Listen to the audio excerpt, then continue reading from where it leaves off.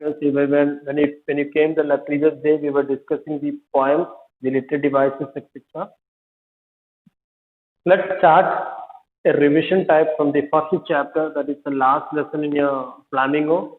Just stay seriousness when we are taking, just if you are still, if you have not started your revision, start from today, thinking that today is the best day. Start from today. We'll start from last lesson, that is the first chapter of Flamingo. So you all be with me. Let's move together towards the revision and to complete our course in a proper way so that English won't trouble you much. I believe that all will be serious towards the revision. So the last lesson, few students might have viewed the video when I took it in the month of April or so. The chapter is about the condition of France when German occupied their province. Let's see what happens. I'll not take the whole chapter. I'll just summarize it and give you some important questions from it, and just see if you are already this question answers, it's well and good, or else find out the question answer and write it in your copy so that this chapter you needn't learn afterwards. It's a simple chapter, small chapter, in which little Franz is explaining the condition of the classroom when Germany ordered that from that day onwards, that is school in Alsace and Lorraine, French language won't be taught. So just remember, when we are asked to stop learning of our mother tongue, how we will be feeling. That sort of feeling, a patriotic feeling, वगैरह आते हैं उस बच्चों के mind में. And the बच्चे नहीं, the teacher also, after 40 long years of service, is going to leave the school. So that school was just like a home for him, and now he had to leave that school. So let's see. Alphonse Daudet is the writer. So please इस बार का writer, author का नाम भी learn करना, poet के नाम के साथ साथ. 1840-1897 was a French novelist and short story writer.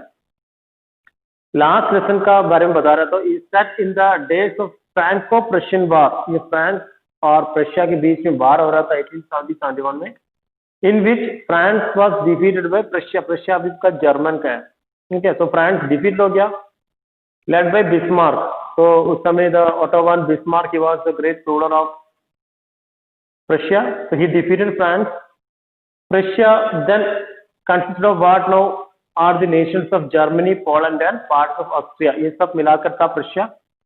In this story, the French district of Alsace and Lorraine have passed into Prussian hands. So Alsace and Lorraine Prussian के हाथों में आ गया. और उसके बाद उधर के लोगों का माइंडसेट, स्टूडेंट्स का माइंडसेट, वो लोग अभी तक कैसे था उस लैंग्वेज के प्रति, एकदम से वो न्यूज आ गया तो कैसे हुआ उनका माइंडसेट, और किस तरह वो टीचर, वो भी कुछ हद तक बोल रहे कि वो भी इस क्लास चैप्टर सब्जेक्ट को, मतलब एक टीचर के नाते कुछ केयरलेस हुआ था, वो भी अपने आप पर दोषी ठहरा रहे बच्चों को ज़्यादा सीरियसली पढ़ाने ना पढ़ाए वजह से. तो ये सब के बारे में इस चैप्टर. तो दी स्टार्टिंग में फ्रांस को पता नहीं कि आज क्या लास्ट डे है, वो घबरा जल्दी में आ रहा है स्कूल में. इसने very much hurry to reach the school, but उसको स्कूल में आने का मूड नहीं था उस दिन. नॉर्मली वो क्या करते, जब अच्छा मौसम वगैरह है, बाहर फिशिंग के लिए जाने का मूड है तो स्कूल ले जाते, या किसी ट्री पे कोई चिड़िया के अंडे घोंसले वगैरह के साथ खेलने का मूड है तो he doesn't go to school. तो उसके भी मौसम अच्छा था. और एक और बात है कि हैमल ने प्रिंसिपल्स, ग्रामर के बारे में लर्न करके आने के लिए बोला.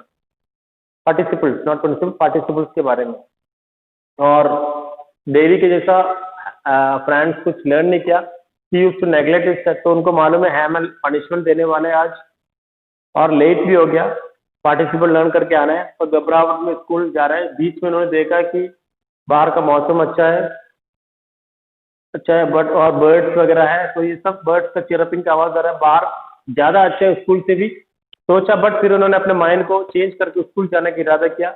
तो भाग रहे तो उन्होंने बीच में बुलेटिन बोर्ड देखा. बुलेटिन बोर्ड मतलब वार के टाइम पे जितना भी बुरे खबरें, जो फ्रांस हार गए थे तो सारा बुरे खबरें उस नोटिस बोर्ड में आता है कि जर्मन इतना पार्ट आपको कैप्चर किया, तो कल क्या क्या करना है नहीं करना है, ये सब उसमें लिखा जाता है। तो फ्रांस जाते जाते देखा कि बहुत सारे लोग इस नोटिस बोर्ड के चारों तरफ थे, बट वो जल्दबाजी में स्कूल जा रहे थे तो उन्होंने ध्यान नहीं दिया कुछ नोटिस बोर्ड के। बट पता था कि कुछ बुरा खबर ही आता है, क्योंकि आजकल तो बहुत बुरा ही खबर आते हैं, क्योंकि रशिया जीते आ रहे हैं फ्रांस के ऊपर। जाते जाते ब्लैक स्मिथ ने उनको, ब्लैक स्मिथ वॉचर उसे बोला था चिल्ला चिल्लाते, अरे जल्दी जाना नहीं है, कोई जल्दबाजी नहीं है, आराम से पहुंचो, कोई बात नहीं है। पर उनको उसका मीनिंग समझ ही नहीं आया था जब वॉचर ने बोला था। स्कूल में पहुंचने के बाद ही पता लग गया था। तो वो जल्दबाजी में स्कूल में पहुंच गया।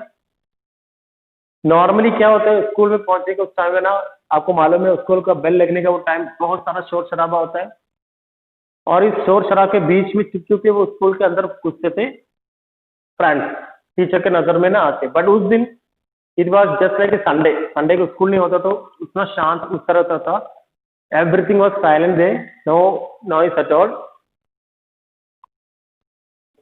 और उन्हें चुपचाप नीचे गया बहुत शर्म के मारे, क्योंकि उस दिन साइलेंट था तो सब लोग उस पर ही नजर थे। और वो क्लास में बैठा और पीछे मुड़ के देखा तो उन्होंने देखा पहली बार कि पीछे कुछ जगह का एल्डरली पीपल भी बैठे थे उधर। तो फ्रेंड सोचने लग गया, अरे ये सब लोग क्यों आके बैठा है।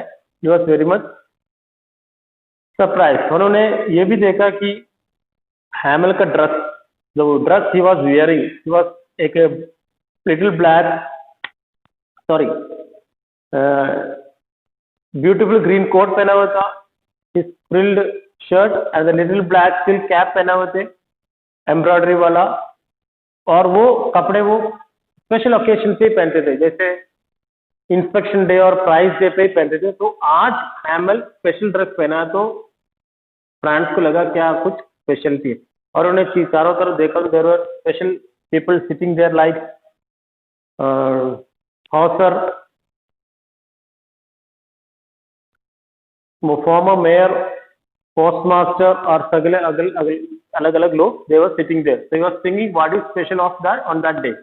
ओके, ये सब सोचने के टाइम पे हैमल अनाउंस किया कि उन्होंने बड़े गंभीर स्वर में बोला, तो all were watching and mister our friends he was very much surprise कि क्लासरूम देखो, मैंने क्लासरूम का कंडीशन बोला चेंज कैसे है। एक तो है हैमल का ड्रेसिंग, मैंने बोला ग्रीन कोट, टोपी, एम्ब्रॉयडरी वाला ये सब शर्ट, ये सब स्पेशल है जो वो प्राइस दिन के डेज और ये इंस्पेक्शन के डेज में पहनते थे। और उधर पीछे कुछ लोग बैठे हुए थे और क्लासरूम बहुत साइलेंट थे। These are the changes friends notice in the classroom and in the, सब लोग बैठे तो मिस्टर हैमल आया और बड़े शांत से बोला, my children this is the last lesson I shell give you. तो एक मतलब बहुत झटके देने वाले खबर दिया कि ये आखिरी क्लास है फ्रेंच लैंग्वेज का। The order has come from Berlin. Berlin से ऑर्डर आया कि to teach only German in the schools of Alsace and Lorraine। तो ये है उस दिन का चेंज, क्या क्लासरूम में चेंज। और बुलेटिन बोर्ड का वो भी यही है कि आज के बाद कुछ स्कूल में, अल्सास एंड लॉरेन के स्कूल में फ्रेंच लैंग्वेज नहीं सिखाया जाएगा, only German language will be taught. The new master comes tomorrow, this is your last French lesson, I want you to be very attentive. That is the declaration he made, announcement he made कि वो last day है और अगले दिन से दूसरा teacher आएगा जो जर्मन पढ़ाएगा, सिखाएगा whatever be, and that's the last class and he request all to be very attentive. तो ये सुनकर हमारा फ्रेंड बहुत ही शौक हो गया, क्योंकि अभी तक जो सब्जेक्ट उन्होंने नेग्लेक्ट किया था, सीखा ही नहीं कुछ भी, और वो आज से सीखने का मौका नहीं मिलेगा हमारा मदर तक। सही बात, वेरी मच शॉक, एक थंडर क्लैप था ये वर्ड। एंड उस दिन तक हैमल उसके लिए एक क्या बोलते हैं स्ट्रिक्ट टीचर था, तो हैमल के प्रति भी उसका एटीट्यूड चेंज हो गया, फ्रेंच लैंग्वेज के प्रति उसका एटीट्यूड चेंज हो गया। वो सोचते थे कि काश मैं थोड़ा सीरियस हो जाए इस सब्जेक्ट के प्रति, और हैमल को आज के बाद नहीं मिल पाएगा सोच के वो बहुत ही उदास हो गया फ्रेंच। ठीक है, दैट्स व्हाट देन। तो because of this reason he put on his last Sunday cloth पहना है उन्होंने, इसीलिए। And now I understood by the old man of, और इसीलिए उस प्लेस का वेटरन लोग यानी मतलब विलेज के ओल्ड मैन सब क्यों बैठे थे अपने इस टीचर के प्रति और इस सब्जेक्ट के लैंग्वेज के प्रति थैंक्स दिखाने के लिए कि ये टीचर 40 साल के सर्विस के साथ जा रहा है, तो उसको थैंक्स देने के लिए वो लोग उधर आए। इट वॉज बिकॉज, और एक और चीज से they felt sorry to that they are not got to school more, और ज्यादा स्कूल नहीं गए थे वो लोग, इसके लिए भी it was their way of thanking their master for the 40 years of faithful service. 40 साल का सर्विस के बाद आखिरी दिन को उसको थैंक्स बोलने का उनका तरीका था उस बड़े लोगों का कि वो लोग उधर आके बैठा था क्लासरूम में। और ये सब सोचने के बाद उनका नाम लिया हैमल ने कि पार्टिसिपल के बारे में कुछ बोलने के लिए, और नॉर्मल की जैसा वो पार्टिसिपल का कुछ लर्न नहीं किया तो कुछ बोल नहीं पाया, बट हैमल उसको पनिश नहीं कर रहे थे उस दिन कि यू मस्ट फील बैड। तो उन्होंने बोला तुम्हें शर्म आना चाहिए, you must feel, I am not going to scold you today, but तुम देखो एवरी डे हम आपसे बोलते देखो कि हर दिन, जैसे मैं आपको भी ये एक लेसन हम हर दिन बोलते हैं कल कल हमारा काम कल करेगा, हम सब कुछ कल के लिए रखते हैं, तो अंत में क्या हुआ और अभी कुछ नहीं बचा है टाइम, तो हम हमारे पर देखो we are regretting that we don't have any time to learn our language, और अभी पश्चा के फायदा नहीं, मौका जब मिल रहा है उसको भरपूर यूज करना चाहिए। देखो अभी कल कोई और लैंग्वेज वाले हमारे इधर आएगा, जर्मन लोग आके बोलेगा कि देखो तुम अपने आप को फ्रेंच बोलते हो और तुम्हें अपना मदर टंग के कुछ भी नहीं आते, तो तुम कैसा फ्रेंच लोग हो। They selling that it's a famous word, I want told you little French, you must feel bad enough, तुम अपने आप को फील बैड फील करना चाहिए। See how it is, every day we have said to ourselves, हर दिन हम अपने आप से बोलते हैं I have plenty of time, I'll learn it tomorrow, सब कुछ हम सब चीजें हम कल के लिए रखते हैं, और लास्ट में क्या होता है हमारे पास टाइम के शॉर्टेज हो जाते हैं। And now you see where we come out, अभी देखो हम कहाँ पहुंचे हैं। और that create trouble with Alsace, आपका नहीं अल्सास का सारे लोगों का यही प्रॉब्लम है। She puts of learning till tomorrow, सब कुछ कल के लिए रखते हैं और आज को ऐसे ही वेस्ट कर लेते हैं। Now those fellows out there will have to write a say to you, और वो जर्मन लोग को पूरा हक है आपको बोलने के लिए कि how it is you pretend to be Frenchman, तुम लोग फ्रेंच मैन बोलते हो and you can neither speak nor write your own language, तुम बोल रहे हो कि तुम फ्रेंच मैन हो और तुम्हें तुम्हारा लैंग्वेज बोलना लिखना कुछ भी नहीं आता, तो तुम कौन सा फ्रेंच पीपल हो। But you are not the worst for French, but तुम सबसे बेकार नहीं हो फ्रेंच।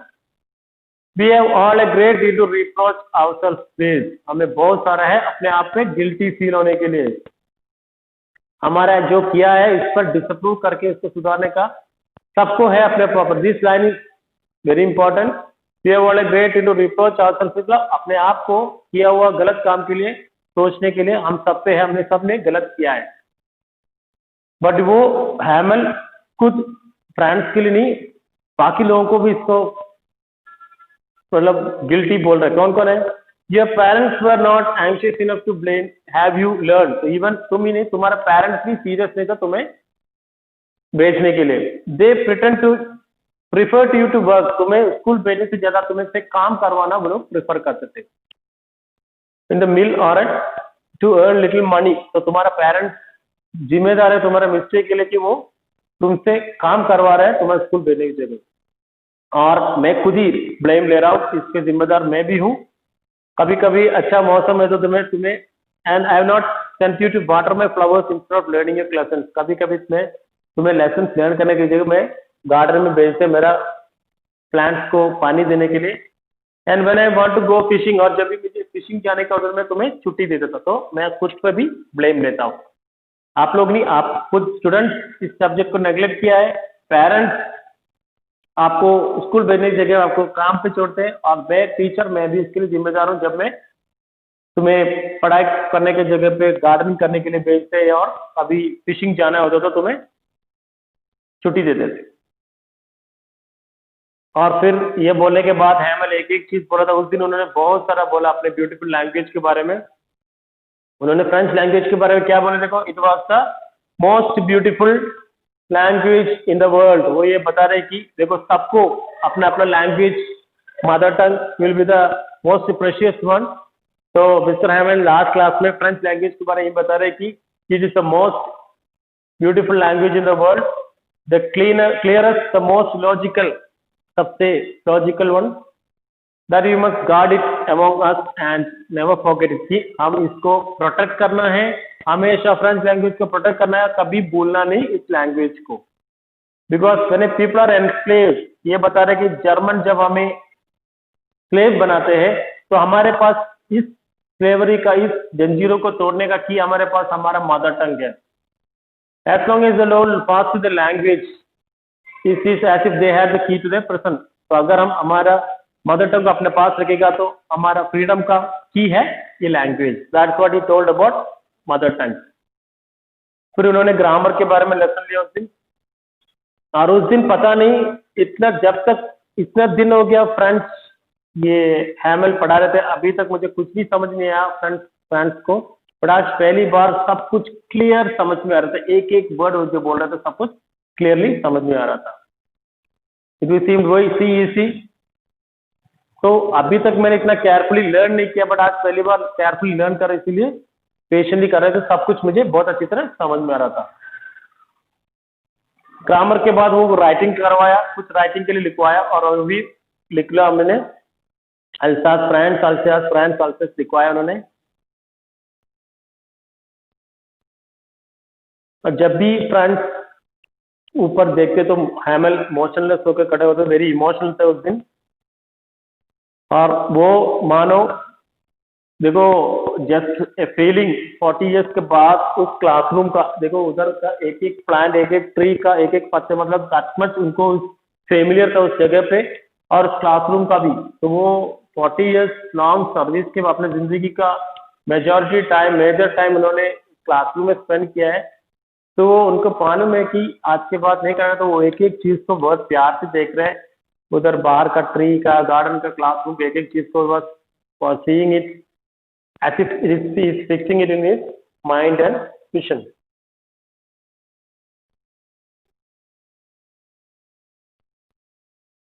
और 40 साल से उन्होंने उधर रहा है, गार्डन वगैरह बनाए हैं इन फ्रंट ऑफ दम।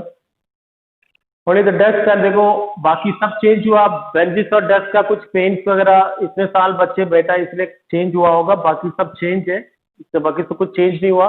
कुछ ट्रीज का पत्ते बड़े हो गए, ट्रीज बड़े हो गए होगा, बेल वगैरह बड़ा हो गया है।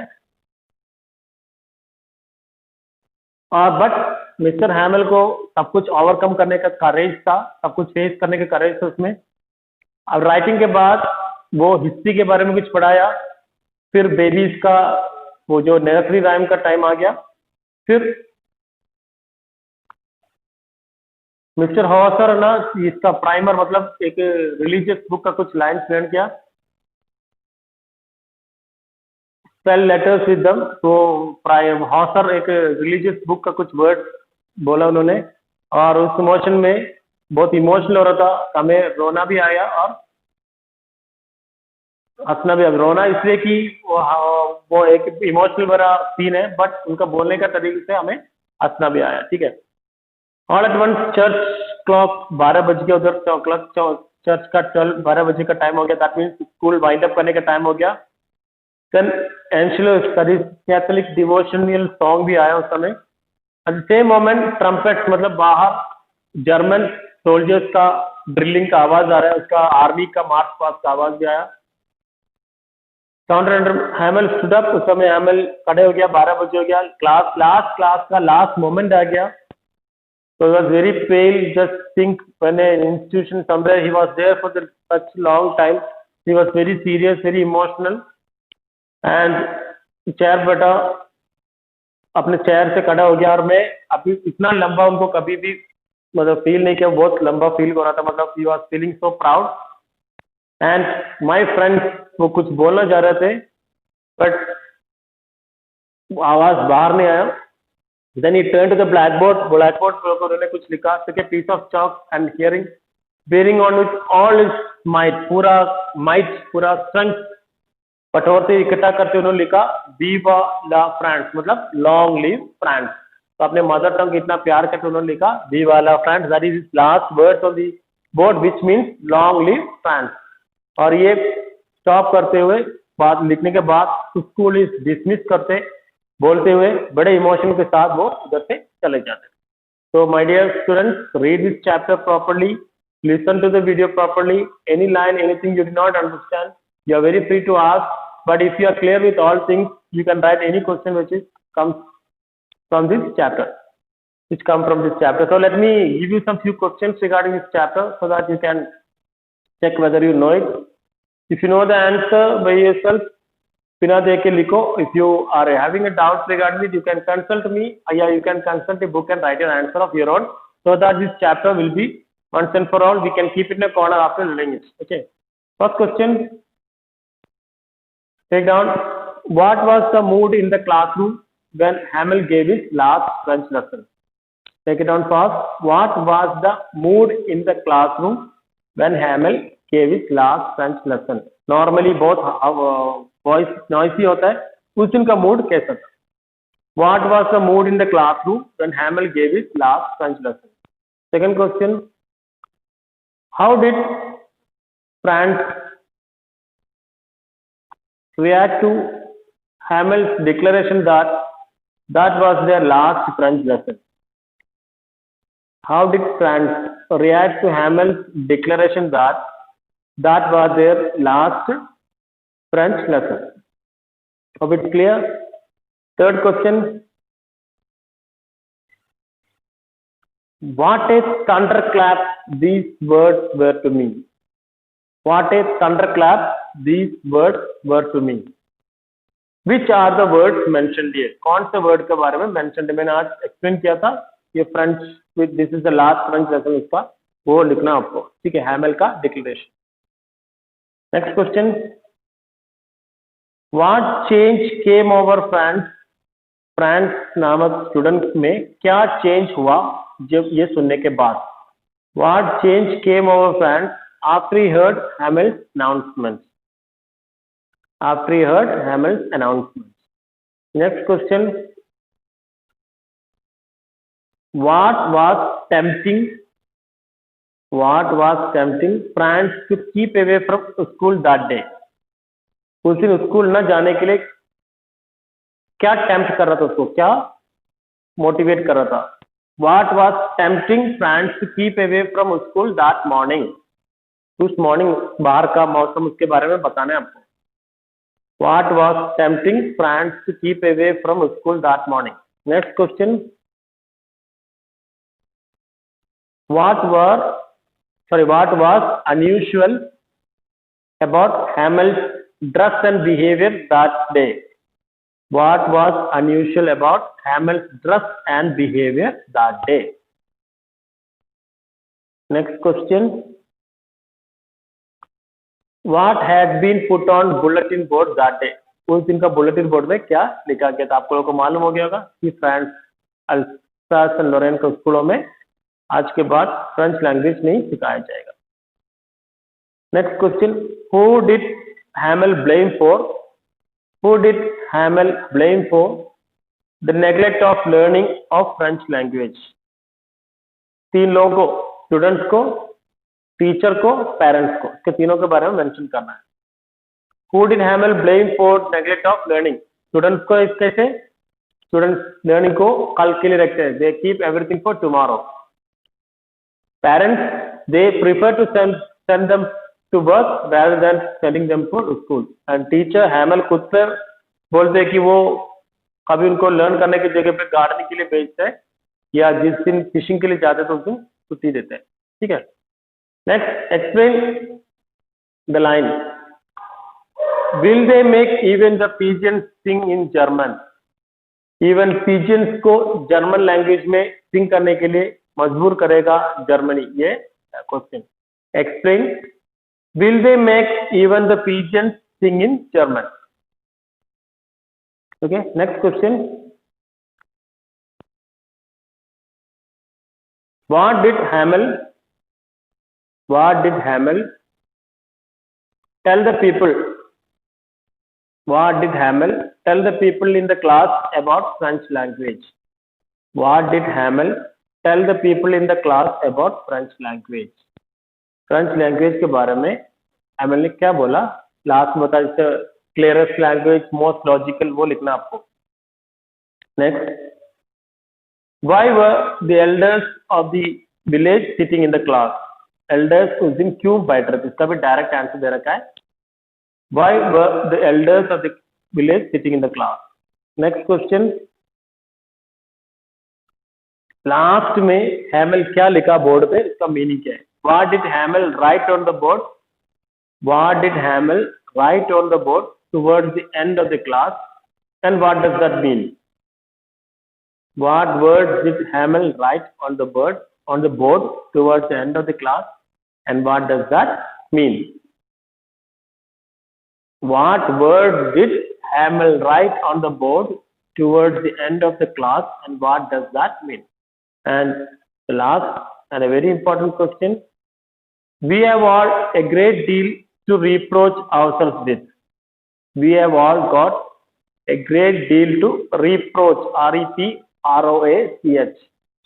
We have all a great deal to reproach ourselves with. Explain. These are the questions. If you find any question difficult, feel free to ask. I'll give you the answer. But be serious. At least from today onwards, we'll start the revision chapter wise. And be ready with your answer so that's really easy for you. Okay, thank you. Have a nice day.